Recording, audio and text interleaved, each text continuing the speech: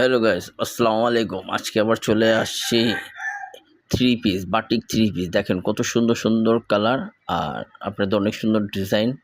এটা 1 নম্বর এসি কটনের কাপড়।